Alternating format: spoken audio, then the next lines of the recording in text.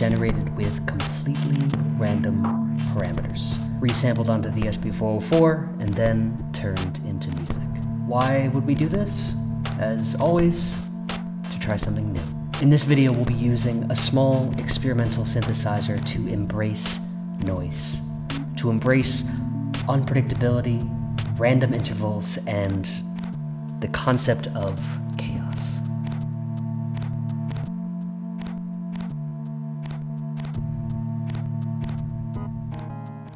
If you're a beatmaker looking for completely unique, one-of-a-kind sounds that only exist for a fleeting moment as you sample them before they disappear into the ether to never be heard from again, you will find them here. As artists, we are always looking for some kind of inspiration, that mythical energy that compels us to create something, to sit down and get something done. For us beatmakers, inspiration comes in a number of ways, but there's a really tangible facet to sampling, and that is a good sound source. Sometimes one good sample, one good sound is enough to get you off the couch, to break out your SP404, and get to work. So that inspiration can come from a number of places. A lot of us find it at the vinyl shops, grabbing sounds out of old records. Some find it in more natural places, sampling the world around us. And some others, like myself, find a whole lot of inspiration in exploring crazy new musical instruments and fancy new synthesizers. But inspiration, much like finding a good sample, is often unpredictable.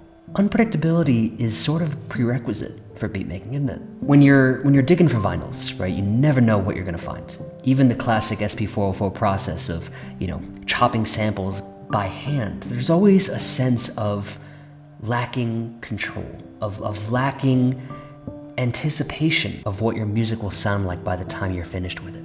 Sometimes when you reverse a sample or pitch it down and play multiple samples back at the same time, you're gonna create some wild polyrhythms and just sounds that you never would have thought to come up with on your own.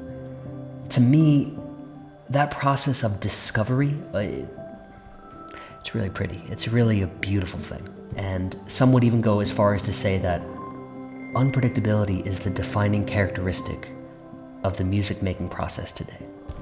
Hot take, okay, I get it. Regardless, unpredictability or lacking anticipation of what's to come is something we often utilize as musicians, whether we know it or not. Not all of us are capable of classic composition, right? Using music theory to arrange systematic music that has mathematically predictable results on listeners' emotional response to your music. Or other musicians can hear the music in their heads, they know precisely which instrument or tool to use in order to achieve that particular sound and how to go about playing it. I can't do that. You probably can't do that. Most people don't make music like that, at least not anymore, not outside of the conservatories, outside of music school. And that's fine, music's great, and we don't always need to know exactly what we're doing. So, unpredictability is the name of the game. Unpredictable rhythms, tones, textures, and sounds, cornerstone of the SP404 sound. So today we're going to exaggerate that, and we're really going to put unpredictability to use. A question often posed by the SP404 community is, what would make a good partner to the SP404? What can I buy to enhance my music, to actually generate the sounds? As opposed to just grabbing samples, what can I use to make sounds? As a professional in the music gear industry, I can tell you there is a different option for everyone's personality, and it's on you to go and find it. Quality synthesizers or music apps, they all have their strengths and weaknesses and will help you produce a certain kind of sound based on what that synthesizer is, what its history is, and if you buy a certain device, you can generally predict what your music will sound like. There's a whole world of synths and stuff out there for you to go explore. Highly recommend it. But today, we're trying to embrace unpredictability, and we need to choose an instrument that will best highlight the unpredictable nature of making music, of finding inspiration in the strangest of places. And that is this little guy right here. This is the Rumble of Ancient Times by SOMA Laboratories. SOMA is a Russian synthesizer company known for making some of the strangest, most whimsical sound machines on the market. Experimental synthesizers. Each of their products has a very dense origin story, and they all kind of embrace the same common themes of exploring human-machine interactivity, of how you actually engage the instrument as a human, not to mention complexity of noise, and most relevant to our video today, SOMA synths embrace chaos. I've chosen the Rumble of Ancient Times to demonstrate to the SP404 community today because, well, we're here to explore chaos, and this is a chaos machine, but actually I think it does match the SP404 in a few very distinct ways. First of all, it is tiny and portable. It's battery powered. It's very powerful, very flexible, but it embraces creative limitations that, you know, they force you to make decisions. They force you to pick a sound and run with it. And the decisions that we make about these sounds and committing to them is a lot like the original way of using the SP404 is. Once you sample it, it's sampled. It's there. You can only move forward. You can't move back. First impressions make a really big deal. And most people's first impression of this thing sounds like this.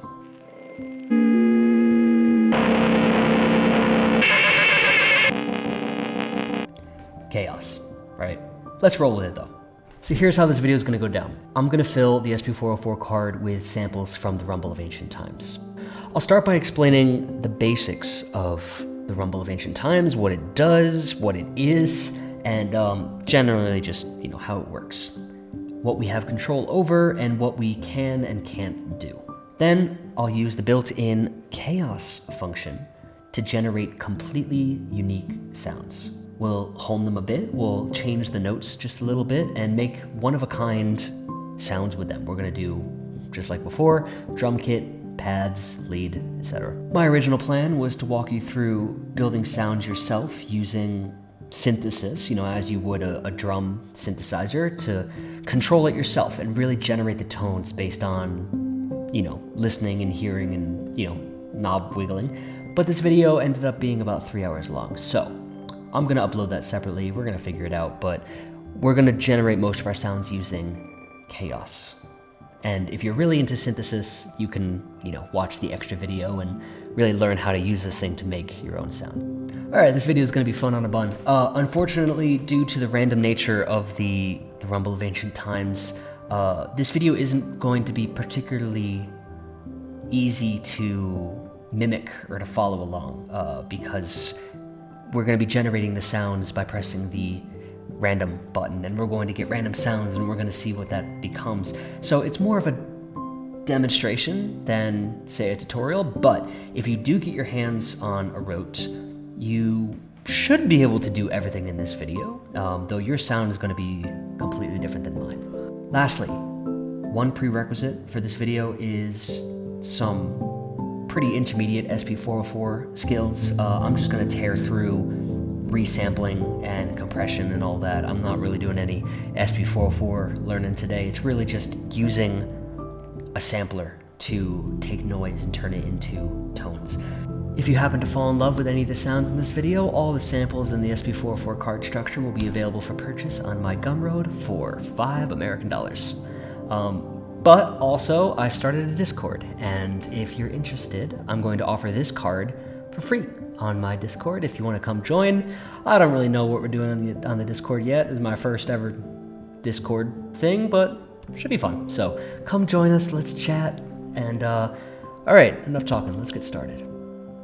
Okay, I was in the middle of making this video when what should arrive but this adorable little waveform meter / spectroscope thing. So I'm going to use this in the demonstration. It's not a part of the ROAT, but it's cute and it should help me demonstrate a little bit of what the waveforms look like and sound like. So what is the Rumble of Ancient Times? What is this adorable little thing that sits in front of me? Well, it kind of looks like a big old pocket operator. It's got the same kind of exposed potentiometers and buttons and a couple of interesting things hidden in here.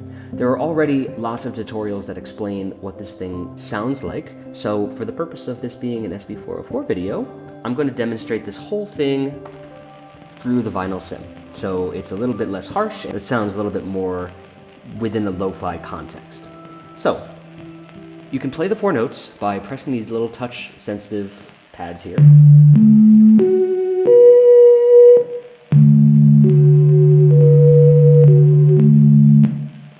Alternatively, you can set them to drone by clicking the buttons here.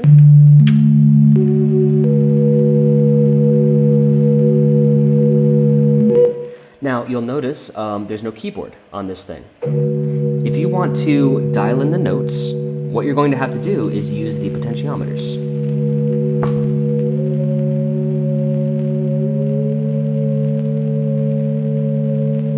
Sounds a little crazy, I know, there's not many synths that do this. It's really not so bad once you get the hang of it, and if you use a handy-dandy tuner, it should help.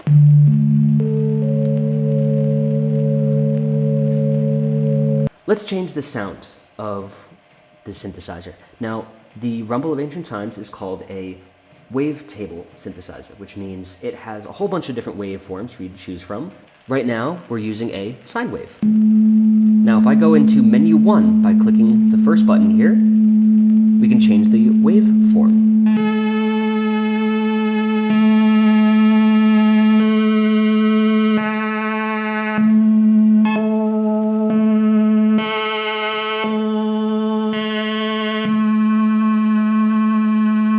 So every waveform sounds a little bit different, but the real magic is each voice can have its own waveform.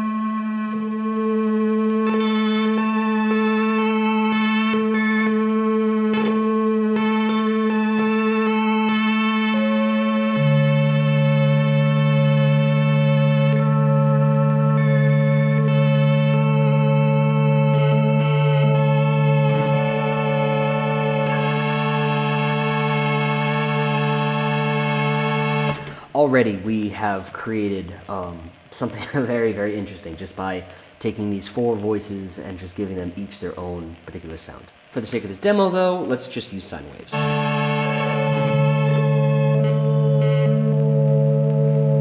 Okay, so we've got something a little smoother. The Rumble of Ancient Times also has an LFO for each individual voice. An LFO is a low frequency oscillator. That means something about your sound changes as it progresses, and it loops and changes.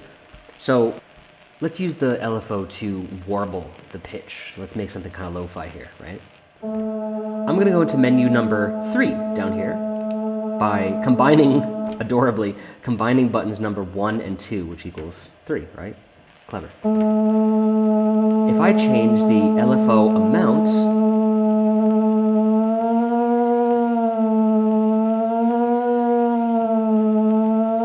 you can hear it sort of warble over time.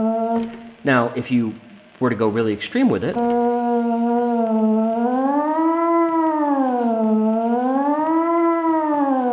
you could have the pitch change over time, and you can also change the rate at which it warbles. Go to the frequency here.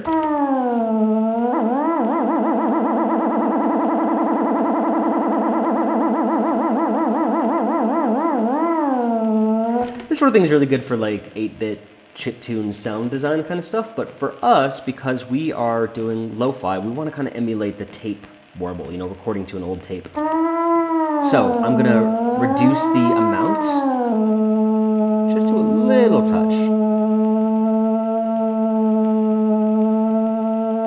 And let's bring the frequency all the way down. And you hear that? We've got like a little tape warble. Let's do that for all of them.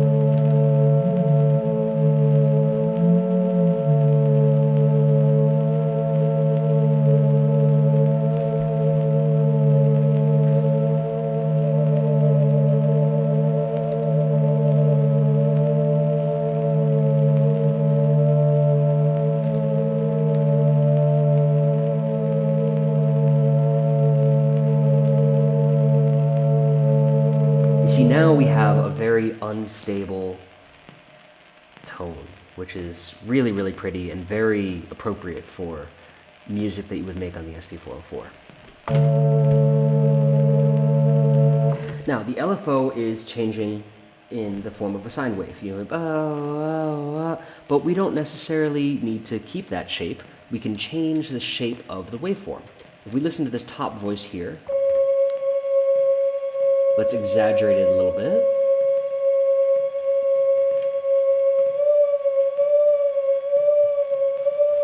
Let's change the shape to something different.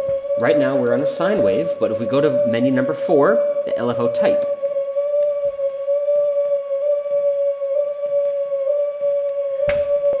Now we have a sawtooth wave, which is not quite as smooth, but good for some, you know, design.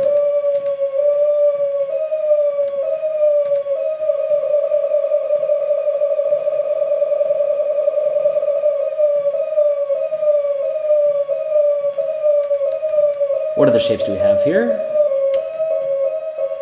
Square tooth, up, down, up, down. So if you're, you know, you've got a job designing the next ambulance sound, you know.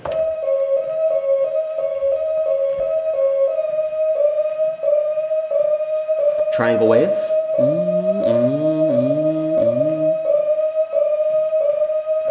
So this LFO can do one of two things. It can either modulate the pitch, which you're hearing now, that or you can use it to modulate the amplitude.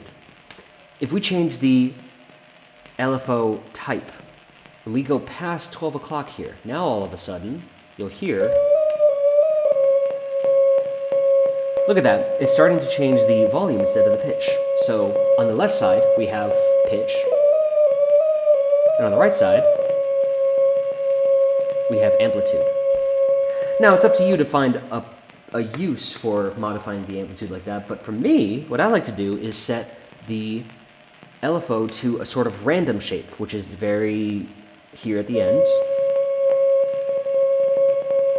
And let's change the frequency down. It's pretty much changing the shape at random. And we can do the amounts a little higher.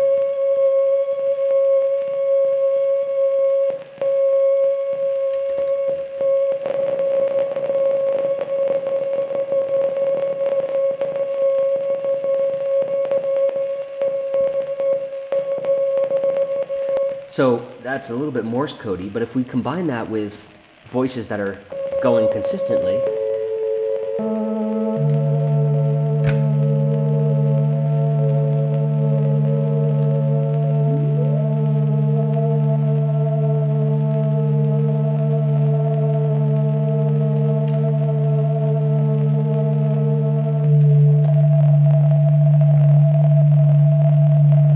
it sounds like one of the voices is kind of struggling. It's struggling to sustain, which is a characteristic of older synthesizers that are kind of dying, might have a dead capacitor on the inside or something. So I think that this is such a handy feature to have on each voice. So we could have pitches 1 through 3 modulating their pitch a little bit to have a little bit of a warble, and then we have voice number 4, which is just struggling to even stay on.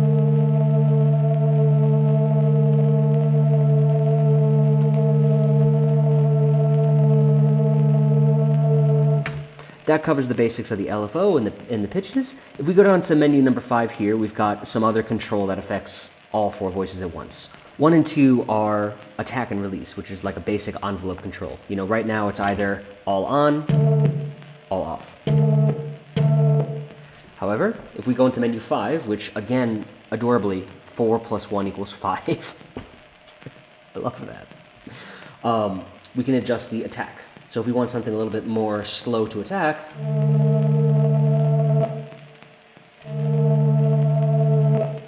same, we have a long release.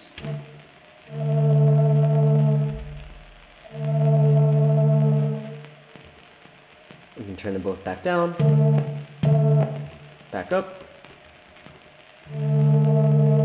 It's a very rudimentary envelope, but it definitely comes in handy.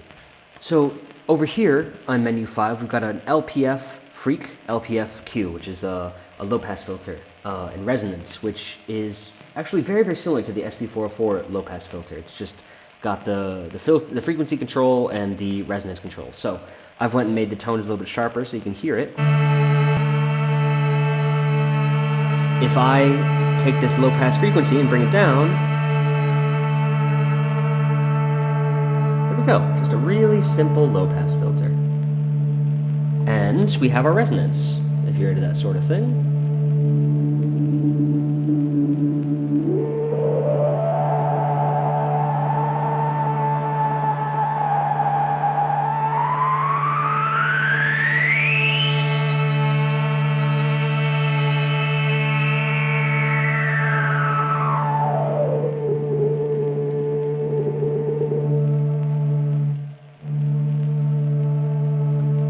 Helpful for tone building, you know. Of course, you can use the one on the SP404 if you're sampling these, but you know.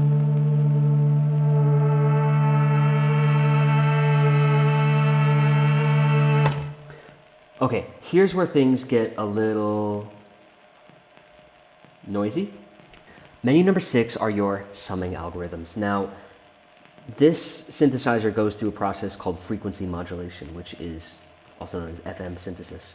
And what it's basically doing is combining the tones in ways that are not simply adding them together. If we take these two tones and add them together, exactly what we would expect. However, what if we change the algorithm in which they're added together?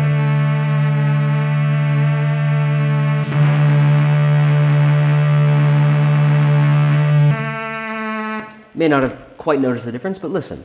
If I play this note and this note together, something's a little bit different.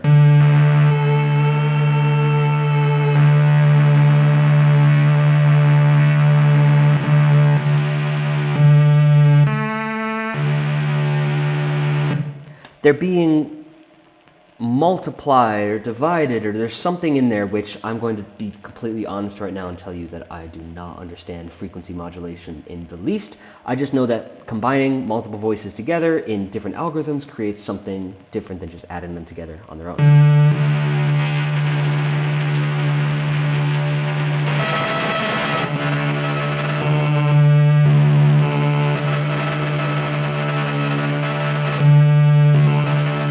So if we take all 4 of these voices and combine them with no particular summing algorithm, you'll hear just what you expect. But if we start to mess around with the algorithms a little bit,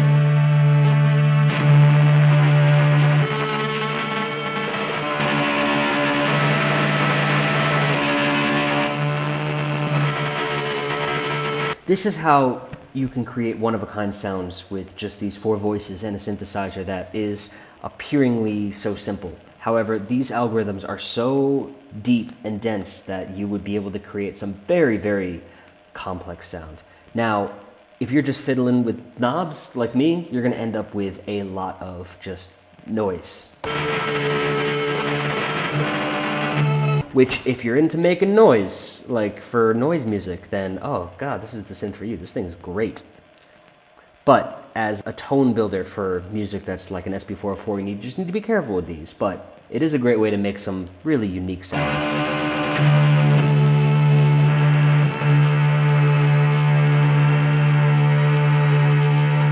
So that is the summing algorithms. If you want someone to explain it to you more appropriately, I'm not the guy for it, I'm sorry. I really wish I could. There's one more menu in here, which is worth mentioning. If we go down to menu 7, which is 4 + 2 + 1, tempo. There's actually a cute little sequencer built into this thing. If we turn up the tempo a little bit, we have a little bit of a clock going. Record.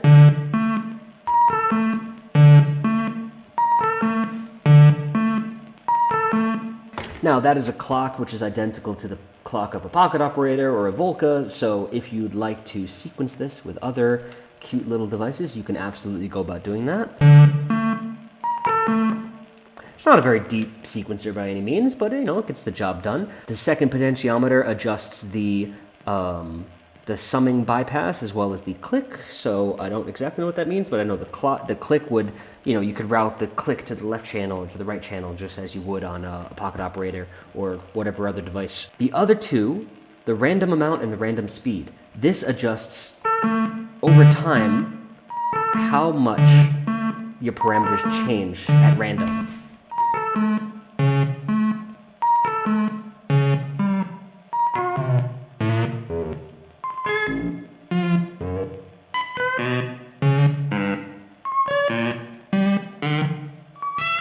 So if you want to piss off your neighbors, or if you want to generate as many random little bips and bloops as you can in a short amount of time, that's what I would use it for, but otherwise this function may not be the most helpful for you. But the concept of randomization is certainly something we'll be doing today, because the Rumble of Ancient Time's most coveted feature is this chaos button, which instantly randomizes every single parameter on this device, which gives you a one-of-a-kind, very likely never before heard sound. Many of them are noise, but you never know what you might find.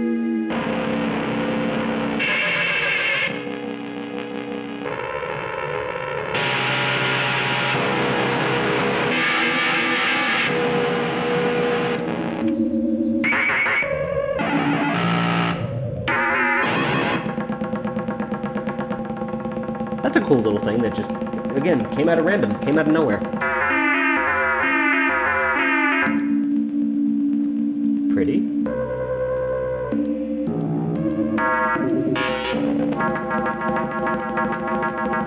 You could also do this across one voice and have it be just a lot less crazy.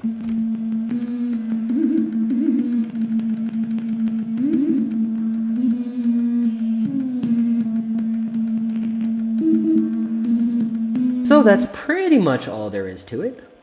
We are going to put this to some use, so let's see what we can do. What we're going to do now is we are going to allow the Rumble of Ancient Times to design some sounds for us. We're going to use the chaos function, and we're going to build a drum kit as well as some pads and a lead based entirely on whatever the Rumble of Ancient Times is in the mood to do. So my guess is it's going to be an industrial drum kit. It's going to be very harsh.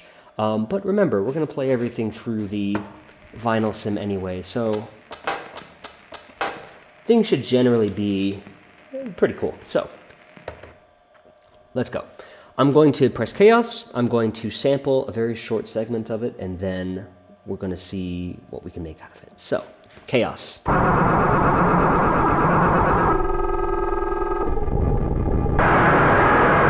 As harsh as those white noises sound, those are kind of what we're going for in terms of building snares, hi-hats, anything with like anything in that spectrum that can, all we have to do is just add a little compressor in it and shorten it, and it will be some kind of drum sound. So have a listen, right?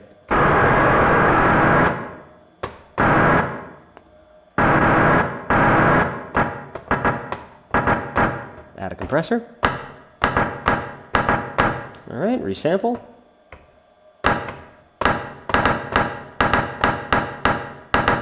There, see? In just a few seconds, you go from noise to snare with a particularly unique timbre. Let's see what else we can. Hook up. Okay, hear that higher one? That's good. That's a hi-hat. We're gonna do just a really quick.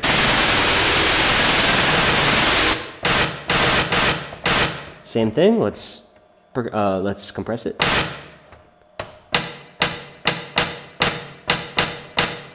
Resample.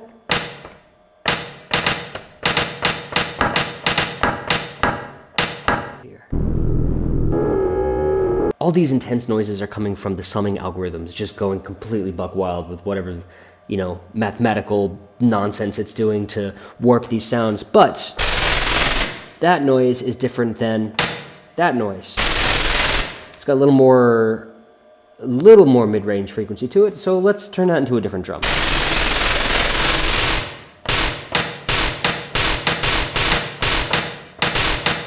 Okay, let's just shorten it a little bit. Compress it. Resample. Exchange this down here. Shorten it a little bit. See, again, it's just, so far it's all been white noise, but those are 3 distinct sounds, even though we did the same process to each one of them, so. Let's keep going here.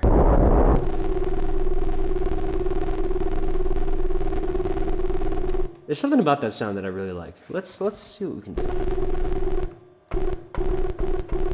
Compress it.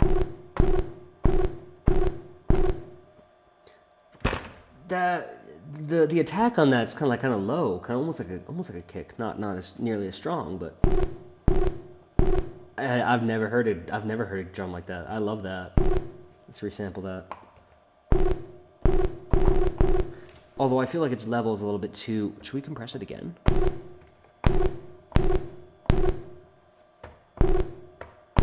Yeah, let's compress it one more time. I think we have our kick drum. Again, through the vinyl sim. That, I didn't set out for that to be our kick drum, but I actually really... That's hip. I like that. Kind of tuned. They sound a little weird on their own, but when you glue them together with like vinyl sim or some kind of compressor or something...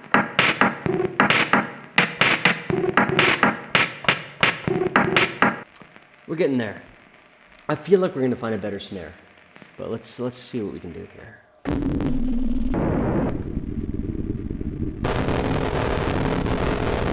Intense. Let's grab it.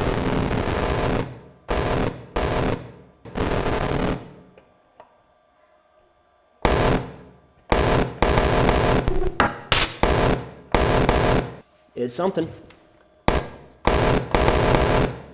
Let's put this up here. Get it out of the way. Something a little more intense. All right, let's keep going. Ooh, I like that.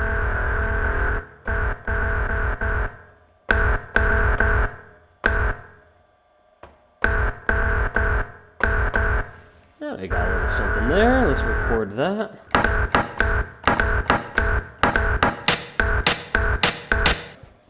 What else we got? Cool. Let's do that.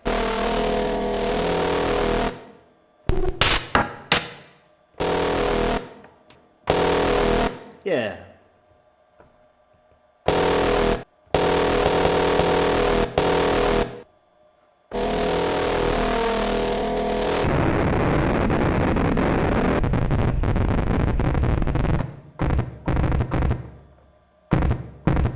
Let's turn this into like a more normal kick, just in case we need it.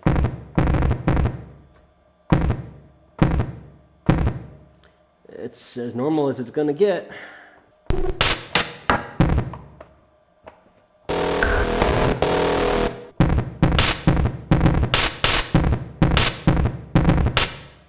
All right, we have a non-tuned kick, which is nice. Let's see what else we can do.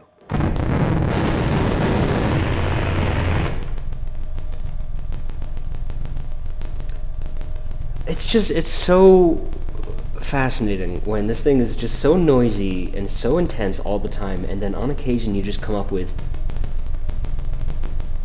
like an electronic campfire going. I love that. But it doesn't fit.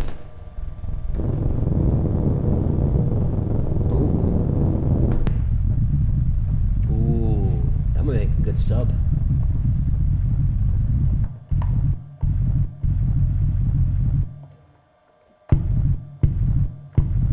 Yep, there you go. A textured sub kick.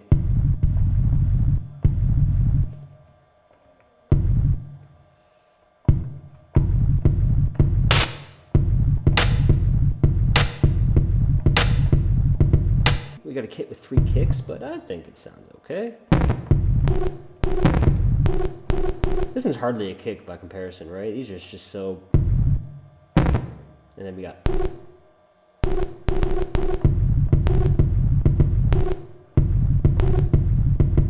You know what? I think this one just got promoted to our snare.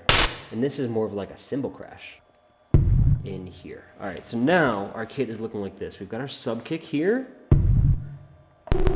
Got that previously a kick, now a snare.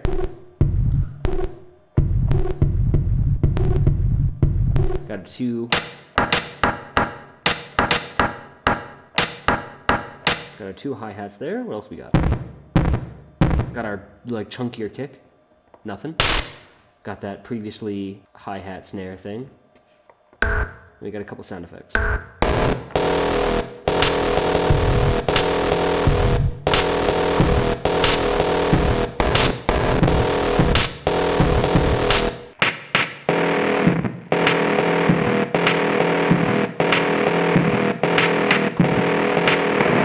What I really would like now is some kind of a clap that we could use as a snare that's not too intense.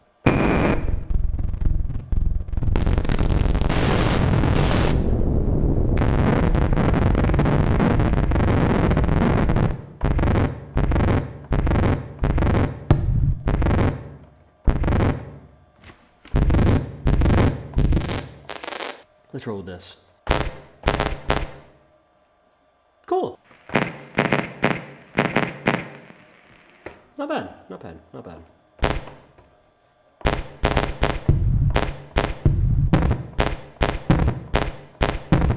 Okay, what else can we do?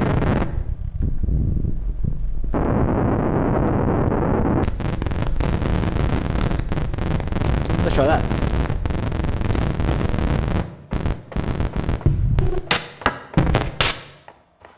What if we put something through a ring mod? Ooh, let's make it a little less SP404-y. Sure, why not? Let's... All right, I'm down.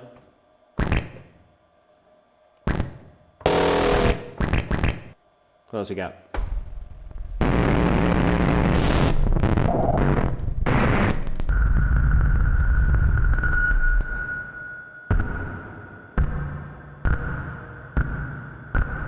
Ooh.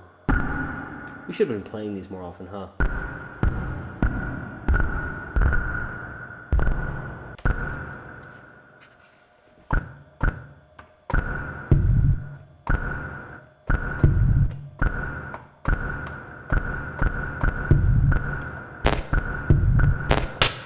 All right, we have a very industrial drum kit, which I like a lot. Now we're going to make some pads. So we're gonna do the same thing. We're gonna use the chaos function and generate some crazy sounds, except we're gonna be looking for more tonal ones and less noise. So I'm open to disabling the summing algorithms in case we can't find what we want, but let's see what we can do. Usually we'd start with like a starting note. In my past videos, I've tried to make everything like in the key of A minor, for example, or A minor pentatonic.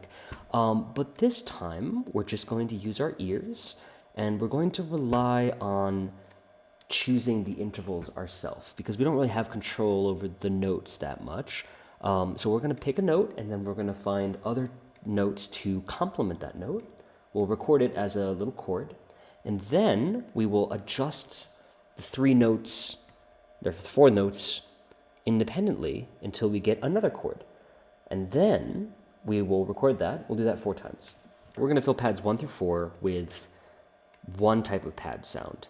These will be another type of pad, and these will be another type of pad. So we're going to have 12 different chords, 3 different sounds, and we're going to use our ears to make sure that there's no dissonance. So let's start off. Let's open up the floodgates and see what we get.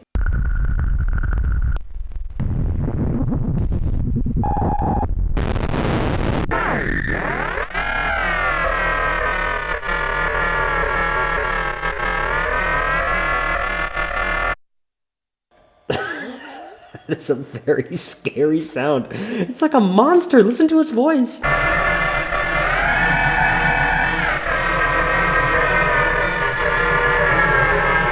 It sounds like, you've defeated me. No.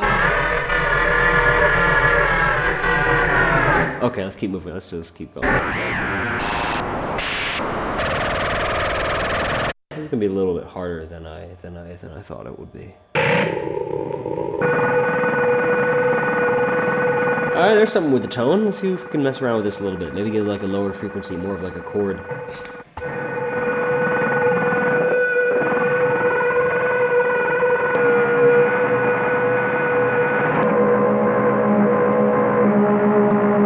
Well, I lost the pitch that we started with, but I kind of like that.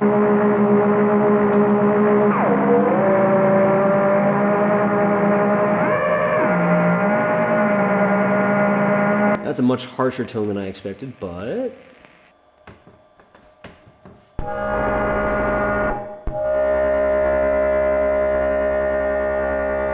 Hey, actually, I kind of like those 3 notes.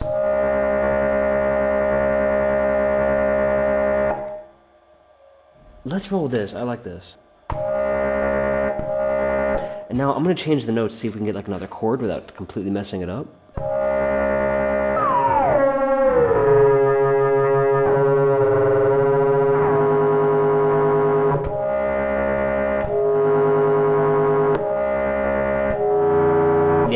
Yeah, something like that. That's what I'm after. This is kind of like Radiohead-esque.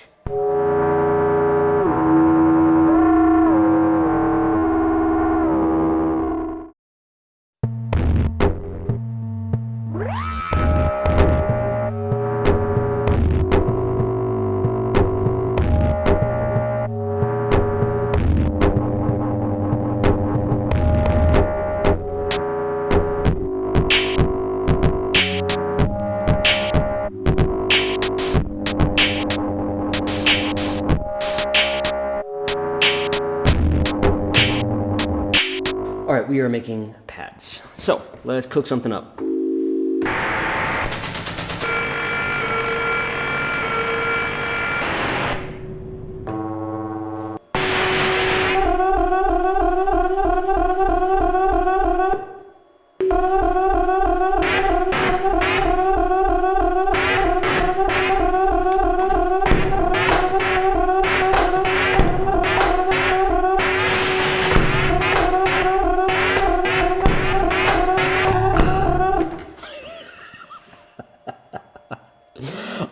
Of course, you could use this thing as a drum machine if you really wanted to get into it.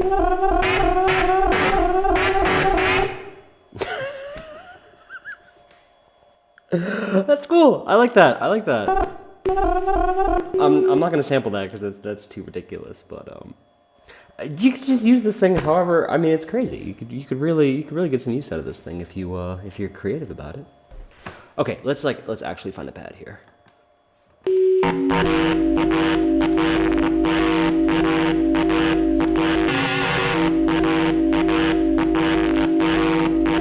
That's not bad. Let's throw a high pass on that.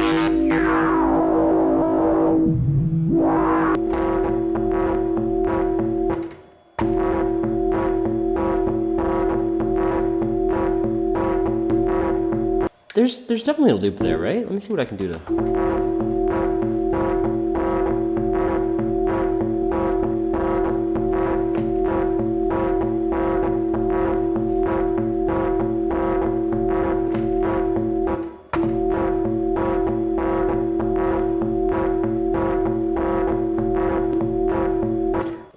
That's a funky rhythm. That's not 4/4. I like that. Let's see. Okay, that works. Let's see if we can do that and change some notes and get other chords.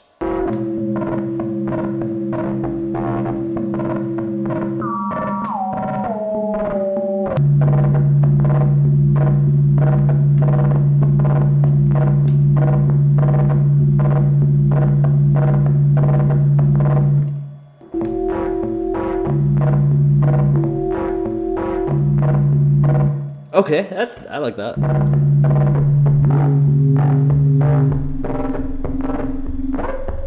Okay, that's just different enough. Let's...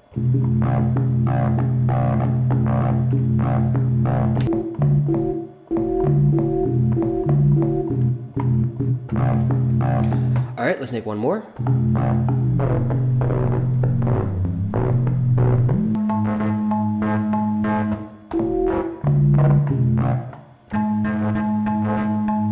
Okay, yeah, not what I was expecting, but I like that.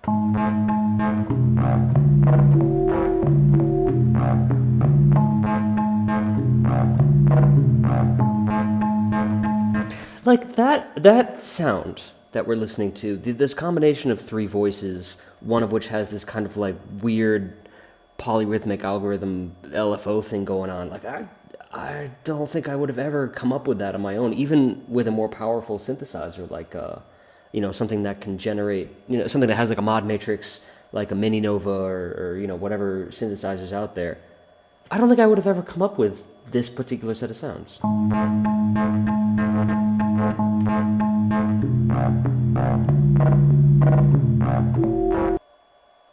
But there's something so sad about this. It's that this sound is going to go away.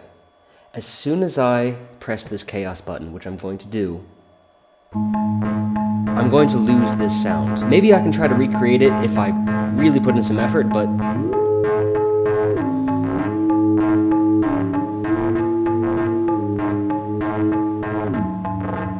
and here we go. It's going to disappear. Ready? Bye-bye. And now we have another sound. So there's something inherently sad about losing that, but on the other hand, I feel good that we got these 4.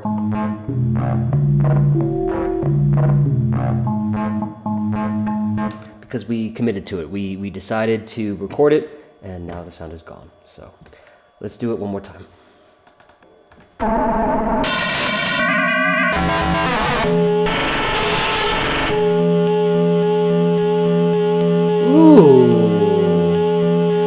The reason this thing is such a noisemaker all the time is because if you have all 4 voices going at once and they're all feeding into the summing algorithms, then it's just too much for the algorithms to handle and manage to make like a pretty sound.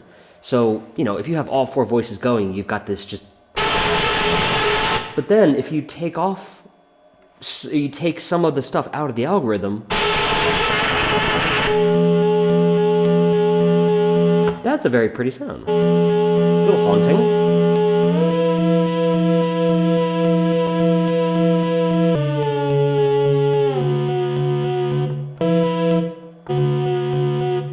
Cool.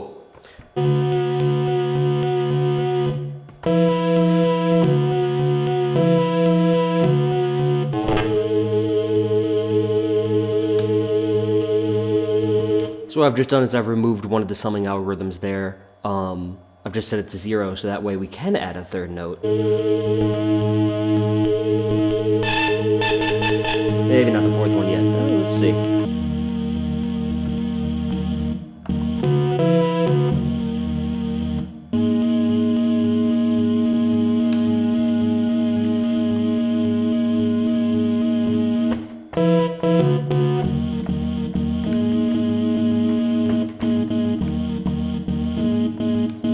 Okay, so you'll notice a big difference between 1, 2, and 3 and 4 here, or in this case 9, 10, 11, 12, because I accidentally changed the waveform of one of the voices while I was messing around with it. So these 2 are a little bit sharper. They have that kind of growliness in the mid-range there, and then these are very smooth. I like these 2 chords a lot, to the point where I think I might ditch these first 2 in favor of these. That's like a lo-fi pad sound. I like that a lot. Yeah, you know what? Let's commit to it.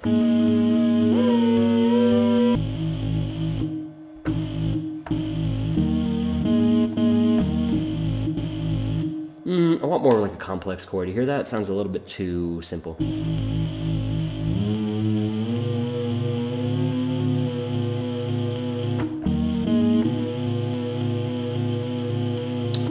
Better.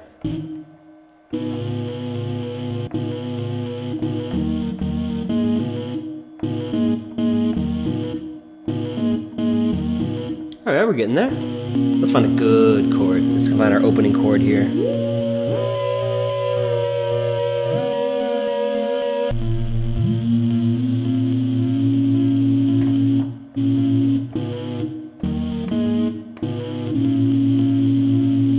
Not a good opening chord, but you know what? I'm gonna shift these around. I'm gonna put this one here. Record. There we go. All right, I think we have these cool.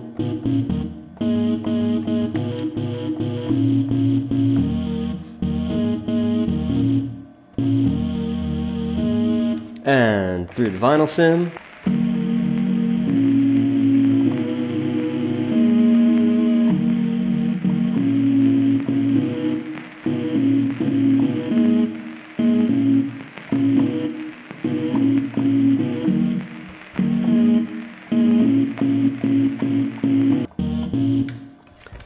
yeah, get a little something going there. I like this texture a lot. To me, that is like a very SP404 texture, and a lot of it comes from the LFO adding that warbliness, but not to everything, and a combination of simple sinusoidal waves with one of the other wave forms. I couldn't tell you which it is, but this is the kind of texture that I could actually see myself writing a song or some kind of beat with. I mean, these other ones are really interesting.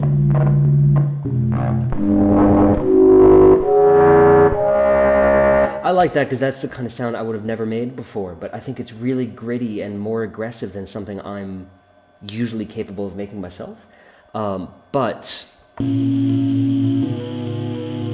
that is a beautiful, beautiful texture, which I think would fit right at home with the music that I already make. The point being made is that this thing can be predictable if you put in a couple hours to learning synthesis and, really try to get familiar with how these summing algorithms work.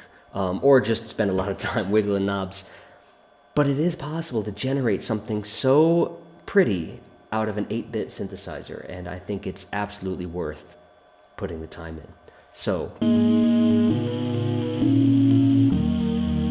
alright, we have one more sound to make. We're gonna make a good lead. We are going to press the chaos button, and we are going to generate something to see how it sounds, and we're gonna see what lead we can make purely out of the ether.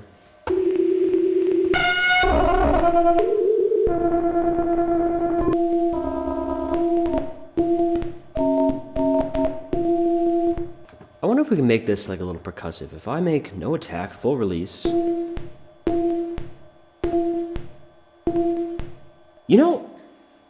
It's simple, but actually I like that.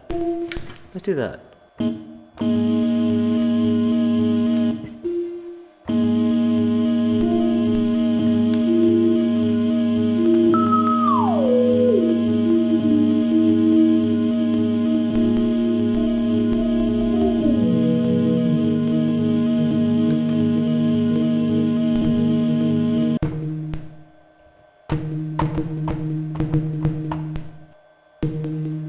I like that sound, but there's a little pop there at the end because this attack and release is like a lo-fi thing, and it's not meant to be particularly clean. You can even hear the pop in the beginning. I might make that using the compressor. Let's try this. So we can make our own attack and release here just by going to the compressor. Yeah, something like that, something real easy.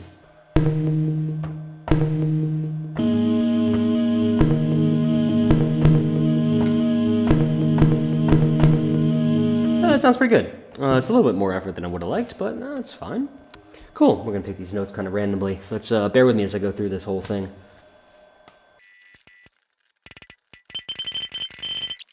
Alright, I went and did that a whole bunch of times and just wasted a whole bunch of memory space here.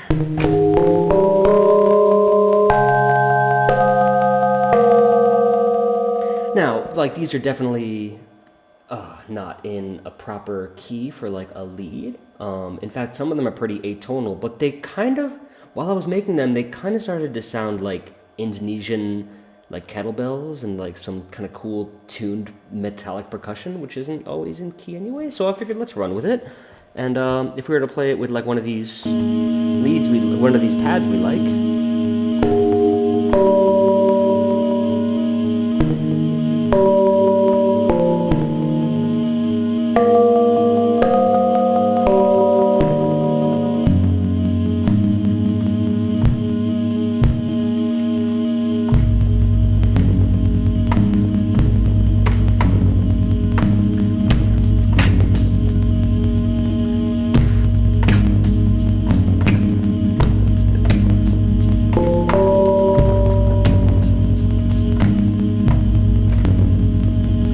Yeah, they have a definite like thud to them, which I really like.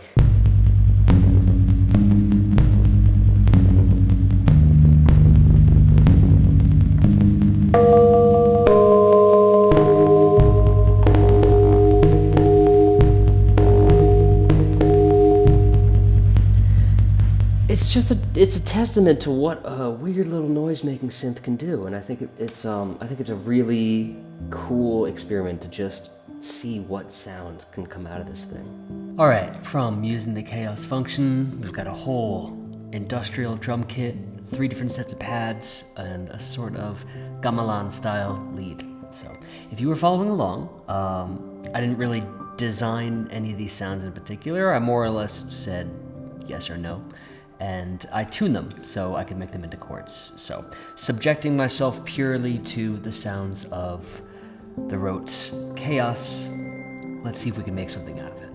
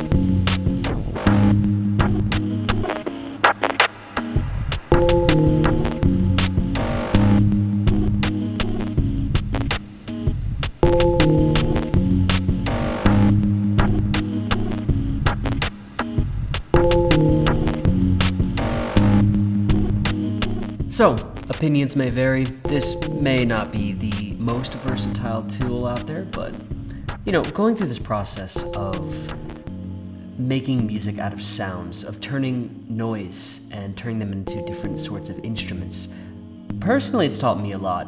It went quite a bit further than I thought it could, and it's taught me a lot about what is possible about, resampling noise as instruments. And I definitely found a few diamonds in the rough. I think there were a few sounds in there that I really like, and I really wish I sampled them more over the course of this video, so I'm gonna spend a lot more time with this thing to see what else I can come up with. If you want to hear the other kits that I've made for this 404 card, be sure to check out the Unlisted video in the description, and I go through the process of actually making through the kits.